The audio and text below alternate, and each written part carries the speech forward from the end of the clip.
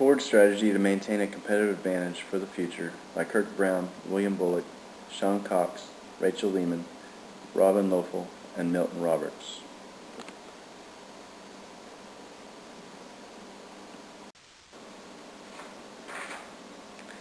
Our team decided on Ford because it is a large public company that's had a recent troubled past within a very troubled industry.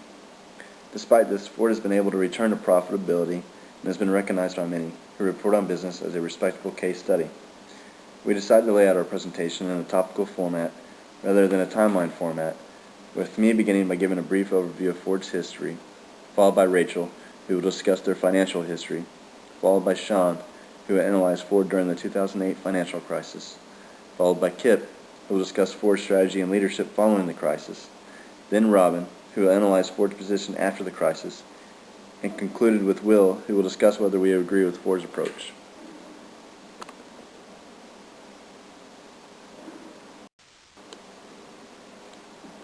Let's begin by taking a quick look at Ford's history.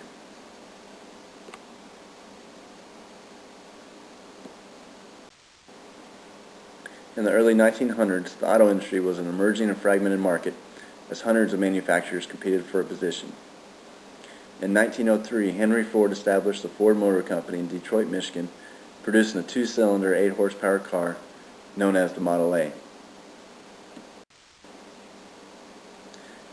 By 1907, Henry Ford announced his vision of creating a motor car for the great multitude with the development of the Model T.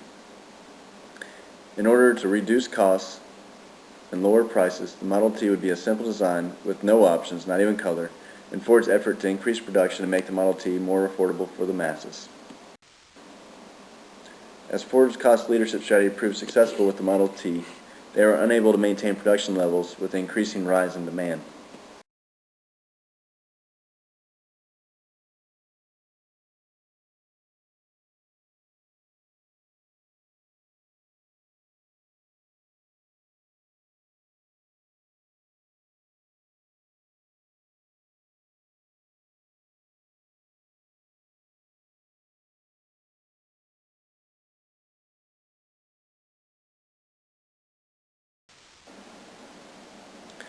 As a result of Henry Ford's vision to become a cost leader with the utilization of mass production, Ford would dominate the industry, holding over 60% of the U.S. market and 40% of the European market by 1920, making them a globally recognized brand in the auto industry.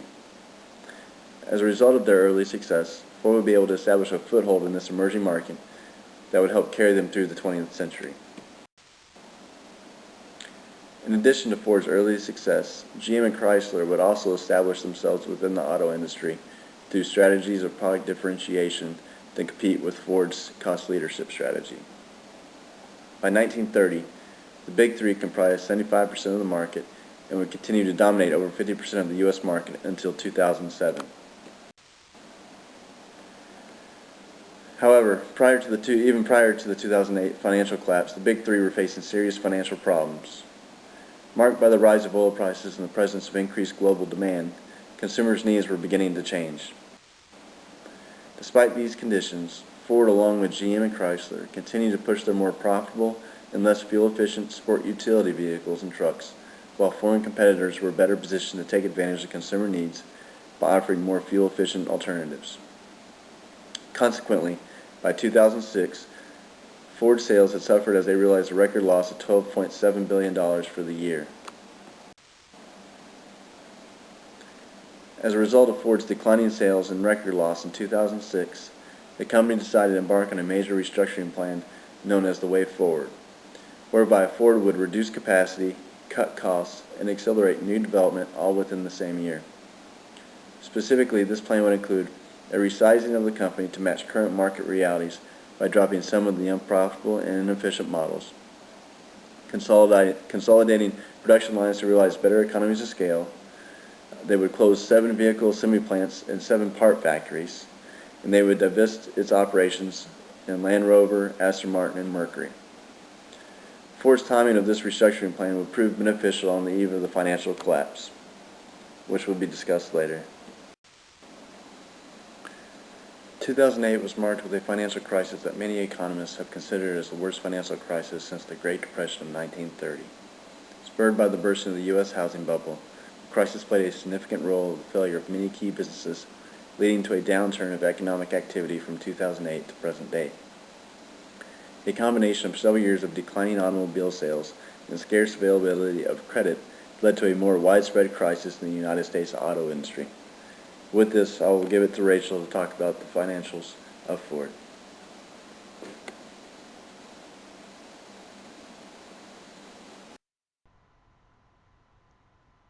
A company's financial statements can reveal a lot about their strategies and how well they paid off. Let's first look at right before the auto industry hit rock bottom and had to be bailed out by the American government. Two key ratios allow us to judge how well a firm turns resources into profit versus its competitors. The return on assets ratio shows how well management used the assets or capital on hand to generate a profit for its owners.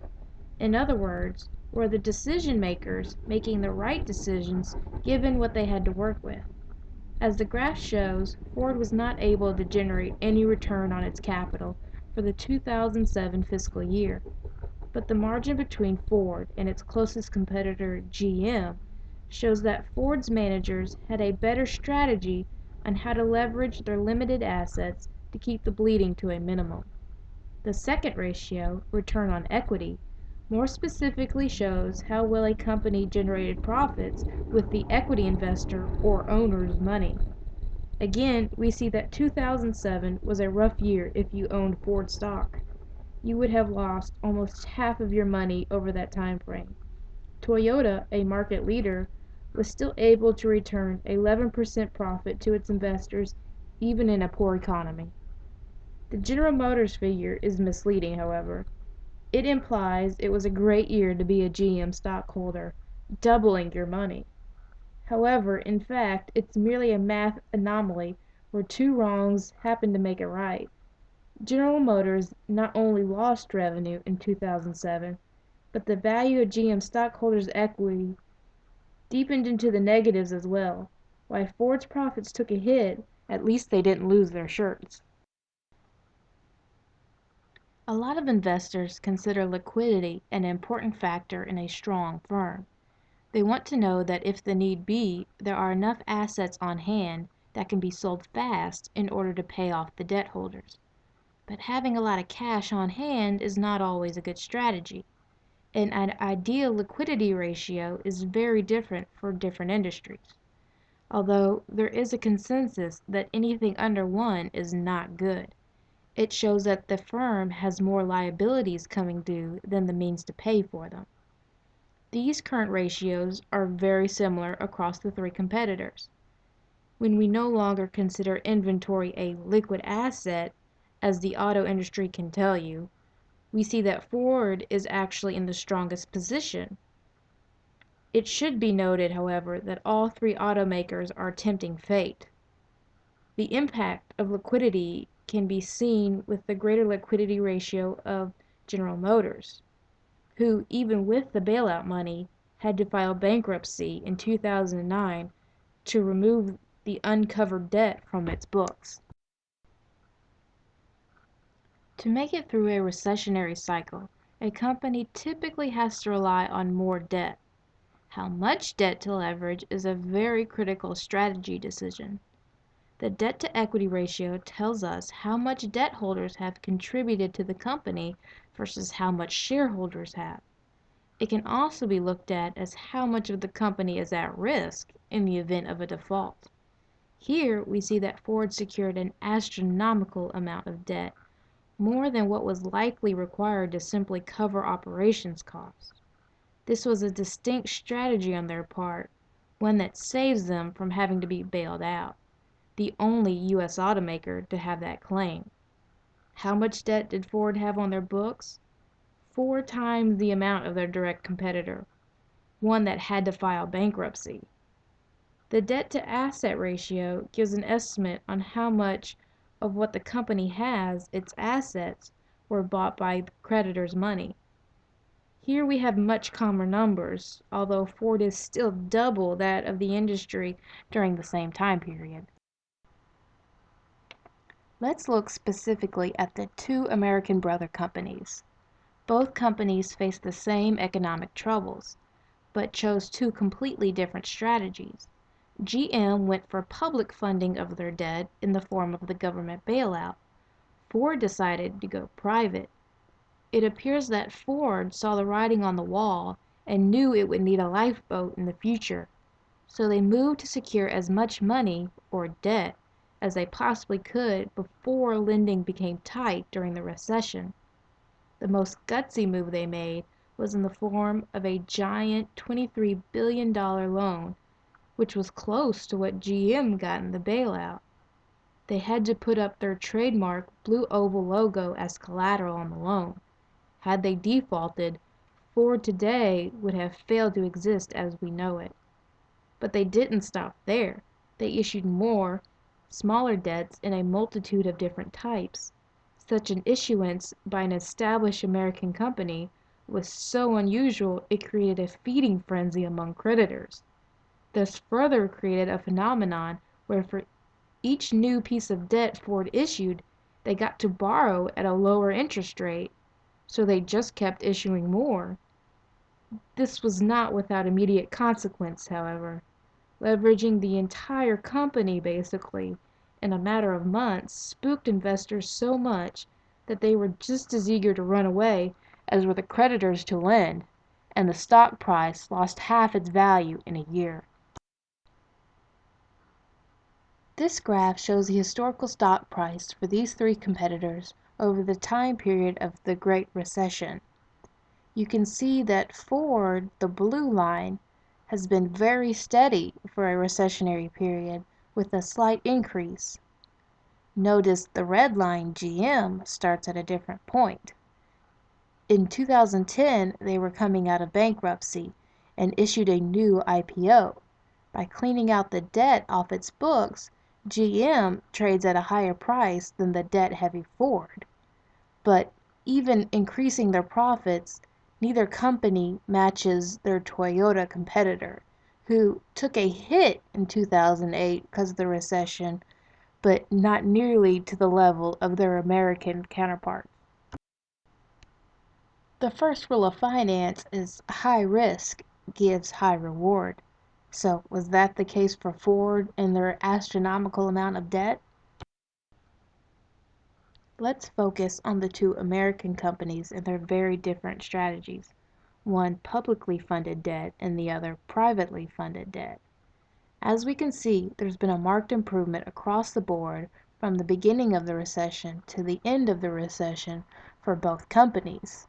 But please notice the vast improvement in Ford's debt-to-equity ratio that's gone from almost 30 down to 6. In 2008, Ford began to aggressively minimize their debt just as much as they were aggressively maximizing it 2 years earlier.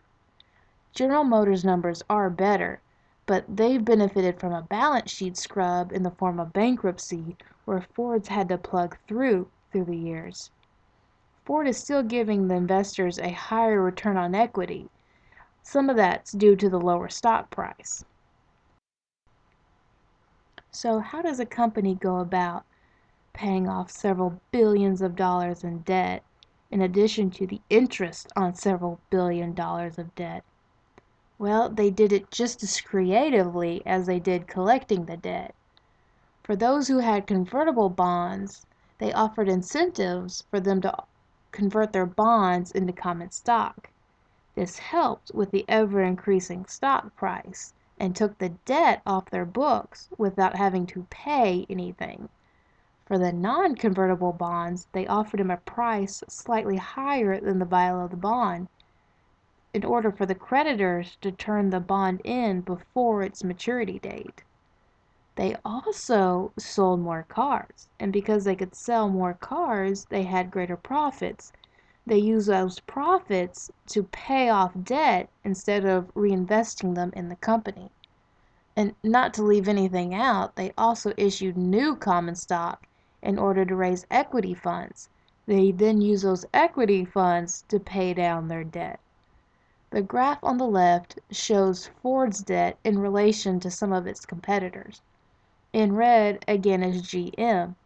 The times of bankruptcy are highlighted with the below 0% line. Also, I've added Volkswagen, who is a market leader even more than Toyota. You can see the vast difference in Ford debt versus Volkswagen's debt. Although in 2010 and in 2011, they're neck and neck. On the graph on the left, notice the drop in debt from 2007 till 2010. Converting bonds, issuing stocks, selling cars, that's not all Ford did to generate some cash in order to pay off their amazing debt. They also did a balance sheet scrub of their own, but not quite the way GM did. In 2007, Ford completely sold off Aston Martin. At the beginning of 2008, they sold off Jaguar and Land Rover. At the end of 2008, they sold off parts of Mazda. At the beginning of 2010, they sold off all of Volvo. And at the end of 2010, they sold off even a greater chunk of Mazda. So what Ford had by 2011 was a lot of cash and only Ford cars.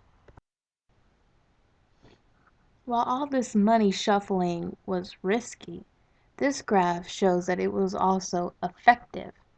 The green and red line is Ford. The solid red line is the Nasdaq, which in this case represents the market. As you can see, if you had bought Ford stock at the beginning of the recession when it looked like there was no hope and held it until today, you would have actually outperformed the market.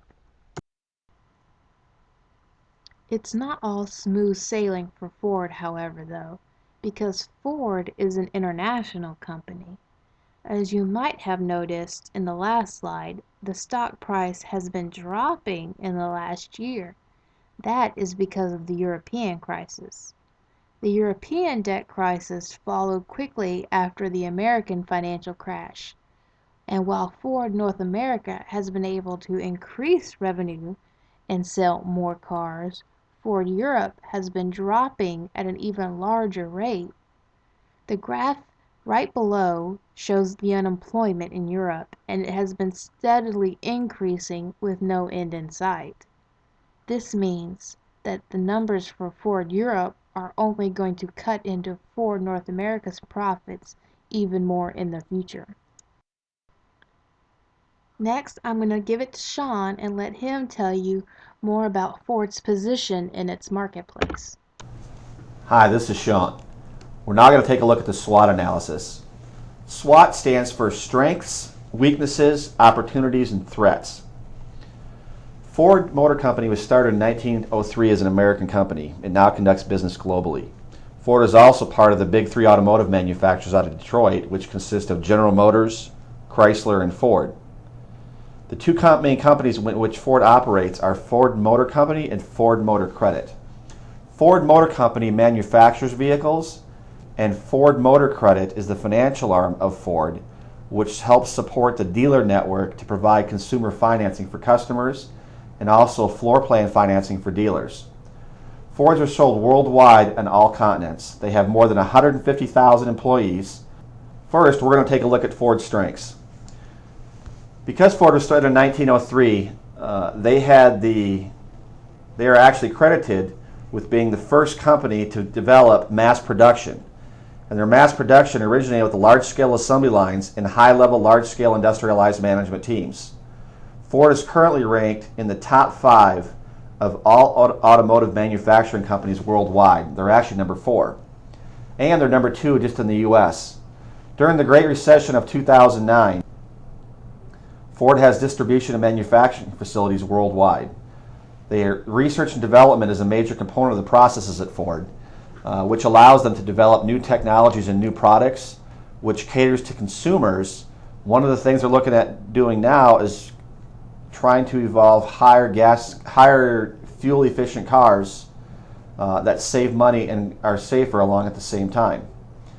In the fiscal year ending 2012, Ford ranked number 3 out of all public companies with $20.2 billion in profits, and they are 10th in revenues with $136.2 billion. This is all according to Forbes magazine. Let's take a look at the weaknesses. From 2008 to 2009, Ford suffered a 19% decrease in revenues. This was mainly due to the crash of the housing market. The housing market is also responsible for the loss of jobs and the failing of financial institutions. This originated with banks buying mortgage-backed securities that many people defaulted on. This had a snowball effect which affected the world over.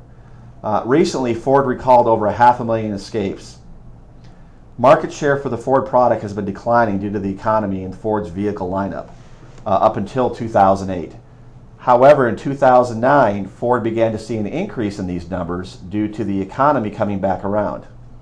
Ford lags behind its European and Japanese competitors for the reason that their Japanese and European competitors have been building fuel-efficient cars for a much longer time than Ford has, and Ford's been mainly building trucks and big SUVs, which the American public no longer finds a need for. During the Great Recession, Ford's stock price was at an all-time low, but it has rebounded since. Before the Great Recession, Ford managed to borrow over $23 billion to avert bankruptcy. It worked because GM and Chrysler had to file for bankruptcy. Because GM and Chrysler filed for bankruptcy and Ford did not, Ford was actually able to get ahead of these two competitors in the marketplace because they were viewed as being much financially stronger. Taking a look at some opportunities that Ford has. Due to the lackluster sales of gas-guzzling big trucks and SUVs, Ford has finally figured out, after all these years, that they now need to manufacture high-quality, high fuel-efficient vehicles, which will facilitate their growth. The Asian manufacturers have been doing this for a long time. The only reason the American manufacturers have not, and Ford has not, is because so much profit was made in these big SUVs and trucks that the American public kept buying them, which helped the company grow and realize profits that they otherwise wouldn't have had. In China, the government lowered taxes to stimulate automobile sales during the Great Recession. And also at the same time, global banks and lending institutions lowered their interest rates. Ford needs to retool all of its manufacturing facilities. Currently, it's retooling most of them in order to meet governmental fuel efficiency standards, which were put into place several years ago, and also to increase technological advancements, as some of their plants are relatively old, and a lot of their Asian competitors have already put these processes into place. In order to meet the consumer demand, the manufacturing process must be geared towards the product demand. What that means, if more people are buying Ford Fusions rather than they are Ford F-150s, Ford has the opportunity to shift their manufacturing process to be able to buy those cars rather than the big trucks.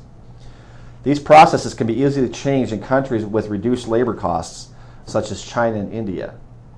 Ford has recently diversified its product, changing its lineup to hybrid and electric models, which should help it meet the governmental standards for fuel economy. It also will help them sell more cars. One thing they need to do is figure out how to make more money selling these cheaper, less expensive units, which have a lower profit margin. In 2007 to 2008, consumer spending declined. Spending since these years. Let's take a look at some of the threats facing Ford. 2008 was the worst year ever in the history for automobile manufacturers. Less cars were sold in 2008 than any other year on record in recent history due to the lack of growth. Again, this was caused by the economic and financial crash of the housing market. This crash started in the U.S. It then affected banks and lending institutions in Europe and then in Asia and other parts of the world as well, because many of these countries had their money invested in these American mortgage-backed securities. Global marketing has also changed significantly for all manufacturers, which it had to, because if they didn't, they would be. Also in 2008, all manufacturers offered huge discounts. This was done through large rebates, trying to sell cars that people didn't want, putting options and features on the car and trying to shove them down the dealers' throats in order to sell these units. In an attempt to lessen their inventory and reduce losses, it was found ineffective, and Ford had to restructure their operations just like all the other car manufacturers. Since the Great Recession, however, discounts have been diminished due to the increased values of used cars. Ford and General Motors and Chrysler, as far as the American companies go, always had the problem that their vehicles were worth less money than what their Japanese counterparts were. This was because of the big rebates they offered. It finally dawned on them that if they stopped offering rebates and huge discounts, the values of their vehicles would be retained and they would be able to make more money on the vehicles that they sell. High quality, high fuel efficient vehicles are now the vehicle of choice among consumers. Environmental issues, including emissions into the ozone layer, are mandated by global government agencies. Due to decreased incomes, high fuel prices, and federally required health insurance, manufacturers cannot produce cars fast enough that are of high fuel. Overall, let's take a look at the SWOT summary. Ford is constantly trying to improve their processes, as all their manufacturing companies are in the automotive industry. The number one thing that they're trying to do is increase revenues and decrease costs. Let's take a look at the market definition. Worldwide in 2008, more than 70 million vehicles were produced and almost 80 million vehicles were sold. However, American automobile sales dropped to less than 13 million units overall in that same year. Additionally, in 2008, the American automotive industry went through changes in the buying habits of the consumer due to the financial crisis and due to the collapse of the housing market. Over 1 million people work for the automotive manufacturers and the subsidiaries. Additionally, the automotive market has changed significantly among the big three. It used to be that the big three could make most of their money producing large SUVs and large gas-guzzling trucks. However, due to the new economy and people making less money, Ford must now produce smaller, fuel-efficient vehicles. At the turn of the 21st century, foreign automotive makers had the majority market share in the United States, while Chrysler, Ford, and General Motors dominated truck sales. The U.S. automotive industry has lost over 600,000 jobs since the Great Recession due to outsourcing and foreign manufacturers increasing sales. Now let's take a look at Michael Porter's 5 forces analysis. The 5 forces in this analysis are the bargaining power of buyers, the bargaining power of suppliers, intensity of competitive rivalry, the threat of new entrants. Let's take a look at the bargaining power of buyers. Due to the recent economic situation, Ford must make significant strides with American consumers. American consumers lack trust in American automobile manufacturers due to the high profit margins and low fuel efficiency of the cars. Without the consumer, Ford will not make a profit and will cease to exist. The relationship between the industry and consumers should and does favor the consumers, as it always will. Consumers have the right to choose to buy whatever product they want. Because there's so much competition out there and so many different manufacturers making good, high-quality cars, Ford must realize this because they have the ones that have all the bargaining power. Again, because of the automobile industry being in a mature market, consumers have the power. Porter stated in 1985, the automotive industry will remain powerful because of the large consumer base in relation. Now let's take a look at the bargaining power of suppliers. Ford maintains control over its suppliers due to the economic impact, meaning that because Ford can buy from whatever supplier it wants, it has more power than the supplier does. Should a supplier choose to not cooperate with Ford or give them enough of what they want, all Ford has to do is stop doing business with that supplier and find another one. Ford's a very powerful buyer that can dictate the terms with the suppliers. However, consumers have the ultimate power due to the huge selection of product, allowing manufacturers to control the supply. Ford and other automotive manufacturers. Next up in the Porter analysis is the intensity of competitive rivalry.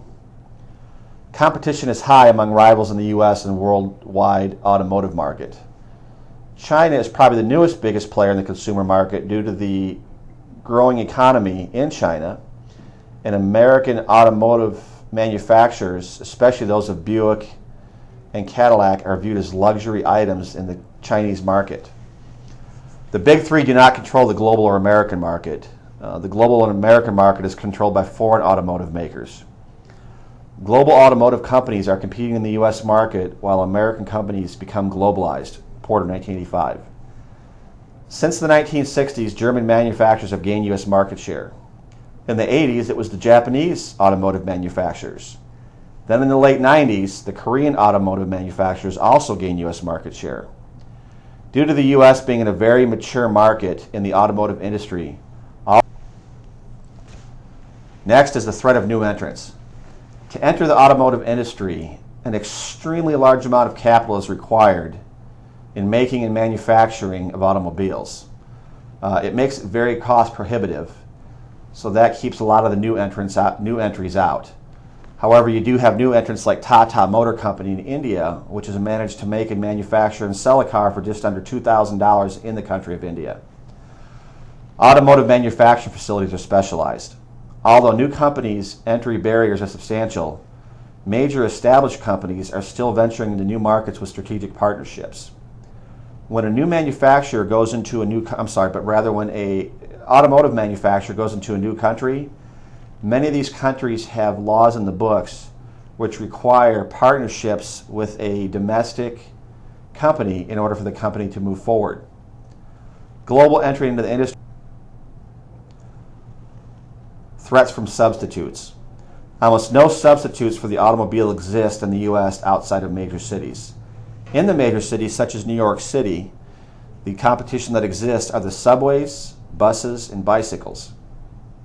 Alternative modes of transportation create lower cost by saving money on fuel, parking, car payments, and insurance, and maintenance, but the loss of time, the time of travel is also increased. In highly populated urban areas, buses, bicycles, and subways are cheaper as compared to the total cost of automobile ownership. Financial and cultural issues may prohibit automobile ownership, just as geographical location, certain religious beliefs in Middle Eastern countries, and social status also. In summary, Porter's 5 force analysis provides an analytical viewpoint to a strategic approach. To remain competitive, Ford must combat new entrants into the U.S. market. Ford's massive resources allow for an effective strategy to fight rivals and substitutes in the marketplace.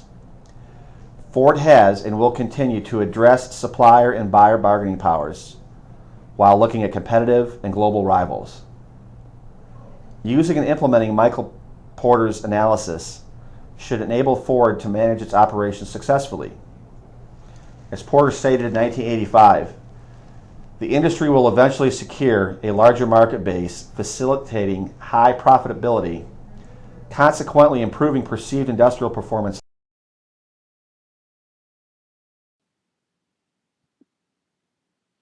The term strategy gets used a lot. We have to have strategy for X, we need to have strategy for Y. It's often important to ensure that we are using the right context and verbiage when talking about plotting our path forward as a company. Ford is no exception. It's important to characterize the difference between corporate strategy, business strategy, and traditional blocking and tackling, which is often referred to as tactical plans. Corporate strategy denotes how a particular company seeks to derive economic value from a venture or product. Business strategy, however, speaks more to how a company plans to execute in a given sector, market, or segment to meet operational goals for a particular business unit or franchise.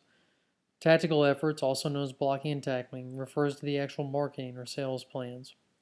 For Ford, the turnaround effort has largely seemed to focus on how to best derive economic value from its current and future offerings, enabling it to compete in an environment with relatively high competitive intensity. The business strategy for its truck franchise may focus on how to increase the uptake of sales for its F-150 line in China, or maybe how to grow into a hot fuel efficiency car market.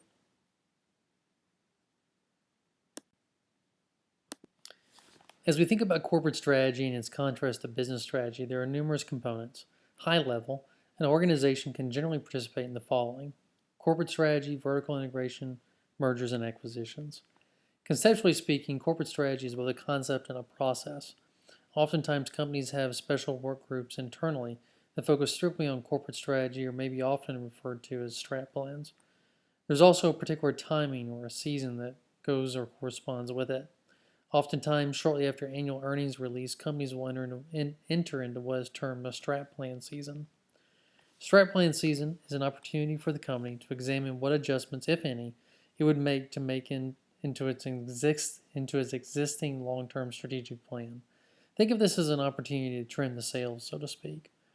Vertical integration, however, will allow companies an opportunity to either drive down costs, strive for efficiency, or expand control over a given facet of business. So, for example, at Ford, it is primarily a design and manufacturing operation, so commercially, it stops short of Ford integrating into distribution or sales.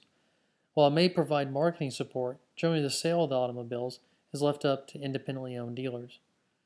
Finally, the aspect of mergers and acquisitions is probably the most well-known strategy companies can participate in. But it's not just about buying or merging with other organizations. Companies often participate in divestitures or sell off pieces of itself in order to streamline its operations. When it sells or spins off these operations, sometimes it can be in the form of a joint venture with another company. Joint ventures are collaborations between companies where each of these have a vested portion of equity and interest. Other types of strategies, such as distribution and licensing agreements, market signals, and strategic alliances, are also important resources or tools to success. Many of these relate to Ford, and we will examine a few examples in the following slides. Focusing on Ford, let's start by discussing how it approaches general operations strategically. It's a bit difficult to be definitely clear on a chart where Ford vertically integrates to retain control and where it relies strictly on suppliers and other organizations. However, the chart above from the McKinsey & Company generally helps to explain Ford's approach. The central, recurring focus for Ford is how to drive efficiency and mitigate large bottom-line expenses. In this regard, Ford has strategically chosen to focus on product design and manufacturing, areas where they have a great deal of knowledge. This is their core. However, as strategy is warranted, they have ventured into other areas. While they source most of their goods from upstream manufacturers, they do integrate downstream with basic minimum pricing, advertising, promotion, and transport. Again, thinking about vertical integration, much of Ford's upstream sourcing is from suppliers and other companies. It doesn't manufacture its own tires or its own chassis. There isn't a Ford plant focused on manufacturing windshields. In this regard, Ford has chosen not to backward integrate. However, to meet its need to streamline and drive efficiency, Ford, in 2005, took steps to rationalize and streamline the supply base through a strategic supplier strategy called the Aligned Business Framework. The strategy was designed to create a sustainable business model to increase mutual profitability, improve quality, and drive innovation.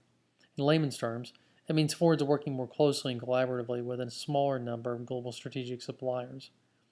In streamlining its suppliers, Ford has the ability, due to its scale, to require manufacturers to produce an increased number of goods. Some of these goods could require suppliers to make very specific capital investments. This transaction-specific cost can often lead to a hold-up problem. So, for example, suppose that XYZ tire manufacturer wanted Ford's business. Therefore, decided to meet Ford's demands and build a facility next door to the Ford plant. Both Ford and the manufacturer agreed to a given unit per price. However, 3 years later, at the end of the contract, Ford decides that it wants a 25% discount. The manufacturer then has a problem. It can either take the 25% discount price or lose Ford's business altogether. It really doesn't have much of a choice, as it heavily invested in Ford's demands and built a Ford-specific plant next to the assembly line. Oftentimes, in driving down costs and streamlining operations, companies like Ford can use its scale to consolidate its suppliers and make sourcing a cheaper venture. As one of the world's leading automobile manufacturers, Ford Motor Company reported nearly 5.7 million vehicle sales globally in 2011, including a 16.5% market share in the U.S. Helping to drive the company forward is a massive network of suppliers stretching across the globe. And according to Ford's sustainability report in 2011 to 2012, its automotive supply chain included 130,000 types of parts, 4,400 manufacturing sites, and 1 million people in more than 60 countries. The breadth, depth, and interconnectedness of the automotive supply chain make it challenging to effectively manage business and sustainability issues. As part of its efforts to create a lean supply chain, Ford utilized Six Sigma processes by teaming with Penske Logistics to streamline and improve supply chain operations. There were three main goals to the initiative, according to the website. First, centralize Ford's logistics network. Second, improve supplier and carrier performance. And third, provide real-time accountability for logistics and finances. Each of these three priorities helped Ford achieve the efficiency and streamline it needs to return to stable and strong continued growth. But there were bumps along the way in Ford's recovery, including a horrendous year in 2008. But Ford today appears to be on a relatively solid footing. In 2010, it surpassed Toyota Corporation as the second largest automobile seller in the U.S. And in Europe, where auto sales are slumping across the board, its fortunes are far less drastic than those of General Motors. While far from debt-free, Ford has been able to reduce its borrowing by some 40% by offering a combination of cash and stock to its debt holders. It also has cut costs through the sale of its Aston Martin, Jaguar, Land Rover, and Volvo car divisions and discontinuation of the venerable Mercury line. Central to Ford's efforts is a new platform strategy by which it seeks to build cars on a smaller number of base vehicles. And even with these new efficiencies, however, Ford still must deal with a supply chain line that grows longer all the time. New models require a 13% increase in remote suppliers and a 34% of which are located more than 2,500 miles apart from the plant. Ford intends to rely on a flexible supply chain and manufacturing strategy to stay healthy. Related to backward integration, Ford Motor Company said it now plans to bring back to its plants nearly 2,000 jobs that had been outsourced to suppliers both in the U.S. and overseas. The figure is roughly about 25% more than Ford had previously agreed to bring back in-house during its negotiations with the UAW around 3 years ago. The company's moved about 1,300 jobs, formerly outsourced to parts suppliers in and outside the U.S., back to its 24 U.S. facilities and plans to move 635 more jobs by 2012. Ford has a strategic alliance with Mazda. The agreement strengthened a long-established strategic relationship between two global companies. In product development, Ford and Mazda have established a synchronized cycle plan that allows the companies to share baseline design and engineering expertise, thus freeing up resources to create differentiated products for a number of customer needs. They also agreed to a plan for progressively commonizing platforms and powertrains, which reduces the number of platforms at both companies while increasing the number of differentiated offerings for consumers.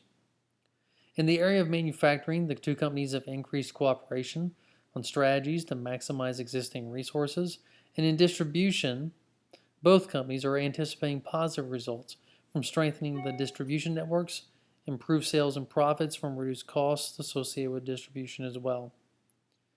The strategic alliance between Ford and Harley-Davidson was announced in 1999 during the Daytona Beach Bike Week festivities. At the time, the two companies also announced that Ford would be a sponsor of the Harley-Davidson Superbike racing program. In the partnership, Ford is able to design special trucks that use the Harley brand, thus capturing on the Harley enthusiast, and Harley, in turn, gains more exposure to its line of products. Microsoft is yet another example of a strategic partnership. Partnering with Microsoft, Ford created Sync, its best-selling infotainment system to date. At the heart of Sync is Microsoft Windows Embedded Automotive, which delivers a powerful and reliable platform with numerous connectivity options and turns Sync into a gateway for phones, digital music players, and more. Sync has not only helped sell more Ford cars, but has also strengthened the consumer perceptions of Ford as a leader in safety, quality, and smart technology. In 2008, Ford Motor Company announced a definitive agreement to sell its Jaguar Land Rover operations to Tata Motors. The transaction is a culmination of Ford's decision to explore strategic options for the Jaguar Land Rover business as Ford accelerates its focus on its core Ford brand and One Ford global transformation. Likewise, Ford spun off its Volvo car unit to Chinese automaker Zhejiang Geely Holding Group, in which they paid $1.8 billion for Volvo and acquiring it from Ford. Ford bought Volvo in 1999, but struggled to guide the brand toward profitability as the U.S. auto industry fell into decline. In an effort to drive further bottom line efficiency for a global One Ford platform, Ford also sold its Aston Martin division, although it did maintain a 15% equity stake. The deal allowed Ford to raise a significant amount of money for its restructuring effort, yet maintain its ties with the brand. The sale also returned Aston Martin to its British ownership at a time when other famed British car brands have fallen into foreign hands. As one may recall, Aston Martin has long been synonymous with the James Bond franchise, and in many ways, Aston Martin was more of a crown jewel or prize piece of the Ford empire, though it never really generated much cash. The fact that Ford owned it was enough given its heritage, and a 15% equity stake still represents a strategic option that many corporations make in placing small equity ownerships in companies that they believe in.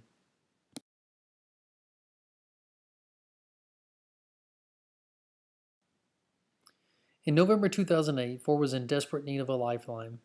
When Alan Mulally joined Ford, he made a decision related to whether Ford would seek a bailout during the financial crisis like many of its competitors, or would Ford go it alone. The company used existing assets to get bank loans and made tough changes necessary to not only survive the Great Recession, but to make a comeback. Mulally concluded that it was time to create One Ford. He gathered company executives together, helped them understand the value of collaborating with one another, and merged all global divisions under a One Ford mentality. He also reduced Ford's product lines from 97 to just 20. Mulally realized it wasn't just about the cars and trucks consumers bought, but the technology inside them. Therefore, he realized creating the right strategic alliances was key. Hence, one of his first pursuits was the alliance with Microsoft to create Sync. When Mulally joined Ford, he had zero automobile experience. However, it just goes to show that focusing on the few key items, cultivating the right culture, and keeping people first will always be factors to drive business growth forward. The steps that Mulally initiated appeared to have paid off since the Great Recession. Over the last 3 years, Ford has earned close to $30 billion. Its stock that once traded at $1.96 a share now goes for almost $13. In case you're wondering, that's about a 500% increase. And in a time when its competitors are working on increasing profit so it can pay off its debt to the U.S. government, Ford is delivering greater returns to its shareholders and driving economic value. Hi, this is Robin, and I'm going to talk to you about the analysis of Ford after the crisis. Let's first take a look at Porter's 5 forces model of environmental threats for after the crisis. When looking at the threat of entry, we see that the level is low. Barriers to entry include the high amount of capital required to purchase manufacturing plants, materials, and hire employees and economies of scale needed to mass produce so that cars are affordable to consumers. Also, we see that foreign companies entering a new geographical market, which is the U.S., can pose as a threat. Next, we look at the threat of rivalry, which is high. Toyota, Volkswagen, General Motors, Daimler, and Ford are all currently the top 5 automobile makers. As foreign companies enter the U.S., domestic car manufacturers have more competition. Foreign companies, specifically from Europe and Asia, are able to produce equal quality cars with lower priced materials. Fuel efficiency and green sensitivity interests have led to companies creating vehicles that use alternate power sources. Ford has a license agreement with Toyota to use their hybrid fuel system that allows them to obtain a competitive advantage in this market. When looking at the threat of powerful buyers, we see that it is moderate. As foreign markets enter the U.S., the power of the buyer increases. Consumers have a large amount of bargaining power due to the range of choices in the automobile industry. Due to the current state of the economy, buyers are opting to repair their existing cars or to buy used cars. In terms of threat of substitutes, we see that the level is low. Public transportation, including buses and subways, poses an increasing threat to the automobile industry. High fuel costs add to the threat of substitutes unless the company has a fuel alternative car. President Obama has reserved $8 million of the stimulus package for the development of trains through the Department of Transportation. When looking at the threat of powerful suppliers, we see that the level is low. There is very little bargaining power in the automobile industry. Auto manufacturers and suppliers have developed a tier-based system in which the manufacturer would contract with a limited amount of supplies. Ford has had trouble with this because of the economy. Ford supports the consolidation of supplier companies in the U.S. because they only use a limited amount of suppliers. This is caused by the growing amount of foreign suppliers who produce at a lower cost. From 2004 to 2009, Ford reduced their suppliers from 3,300 to 1,600. The threat of powerful suppliers has definitely been crippled. This graph is for the VRIO analysis, which shows us the impact on performance. This graph can be used to make conclusions on competitive implications and performance. When using the VRIO framework, the question of value asks, does a resource enable a firm to exploit an environmental opportunity and or neutralize an environmental threat? In terms of Ford, the answer is yes. Next, we have the question of rarity. Is a resource currently controlled by only a small number of competing firms? Are the resources used to make the products and services, or the products and services themselves rare? No is the answer in terms of Ford. The question of imitability says, do firms without a resource face a cost disadvantage in obtaining or developing it? And is what a firm is doing difficult to imitate? When talking about Ford, the answer is yes. The question of organization asks, are a firm's other policies and procedures organized to support the exploitation of its valuable, rare, and costly to imitate resources? When it comes to Ford, the answer is yes.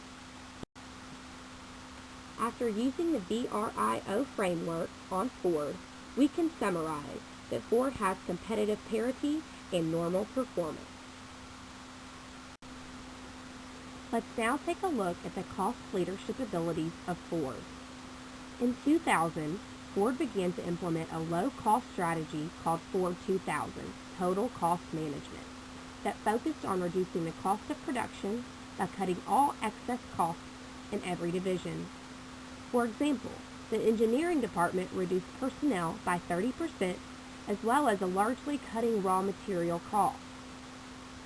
Ford also developed a one-line manufacturing process so that cars were not created through several different engineering sections. The strategy focused on cutting costs while maintaining quality. This strategy aimed at establishing a cost advantage in which Ford could produce at a lower cost, which would in turn give it a market advantage over other automobile companies. In short, this strategy is focused on reducing production costs while maintaining quality products and right-sizing the business. This strategy included the closing of 5 plants and the abolition of low-margin cars by the year 2005. The plan also included producing 10 new models in Canada and North America. Ford relies on product improvement and its name to gain a competitive advantage in the market. Some have criticized this plan because it did not include producing green vehicles.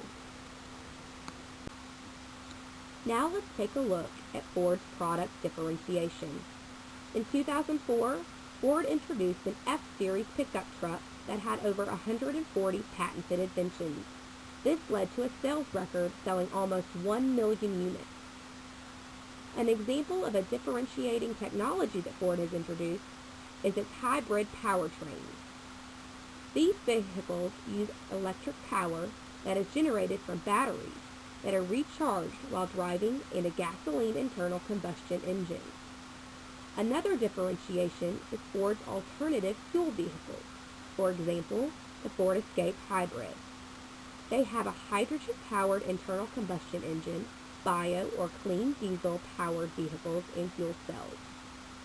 The roll stability control system is a trademarked system, and it is a computer-controlled system that automatically detects and prevents the vehicle from rolling over, standard on most equipment for Ford.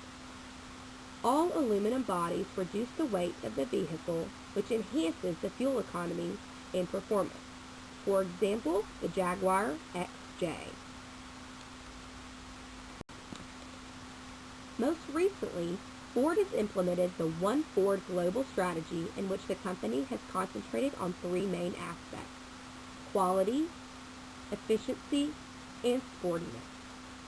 In terms of quality, Ford introduced new quality vehicles beginning with the crossovers like the Edge, as well as creating small, Euro-sourced cars like the Focus and the Fiesta, which has allowed them to compete with the foreigners in the American market.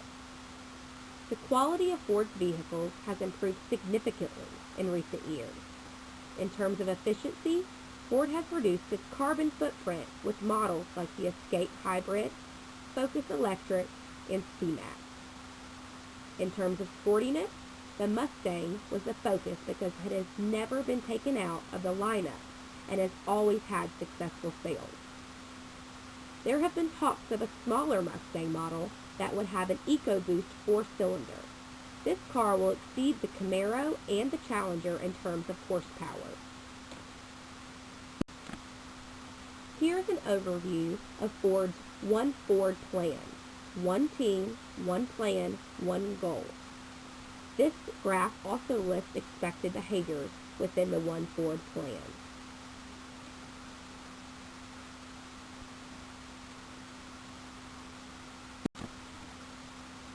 These are a few of the sources I used when researching Ford. I'm now going to conclude my portion of the PowerPoint and turn it over to Will to let you know if we agree with Ford's approach. Okay, now we will look at our group and if we agreed with Ford's approach. The way Ford strategy plan in '06 was a well-timed plan, especially with the financial crisis that began in '08. And although as a team we don't agree with the closings, we do understand the need to close because to reduce capacity and cutting costs. Also, the divesting of the high-end models was also a good move to match the current market. The one plan, as mentioned earlier, was for sustainability in 2011, 2012. They're looking to restructure to operate profitably. They also wanted to accelerate the development of the new products. They wanted to finance the plan and improve the balance sheet, and also to come together as a team and work effectively. The one plan also looked at the Europe and Asian markets, as those are the ones that are in need of most help. They also focused on the emerging markets of the small cars, the fuel-efficient cars, instead of the larger cars. And these two charts here show how those two areas grew from 2000 and then 2010, and then in the future as well in 2020. Given Ford's direction today, and combined with our group's thoughts, this is where we think they'll be in the upcoming quarters, with the low end being the 31.6 billion range and the high end being the 35.9 billion range in the current quarter, and the next quarter being pretty similar as well, as you can see.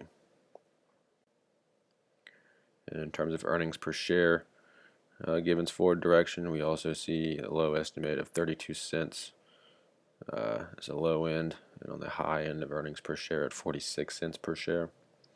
And on the next quarter, and the earnings per share being pretty similar as well. Those were pretty back-to-back quarters, so there's really no reason why they'll change too much. In terms of suggestions, we continue to focus on the continued execution of the one plan strategy. So look to reopen plants to help out old employees.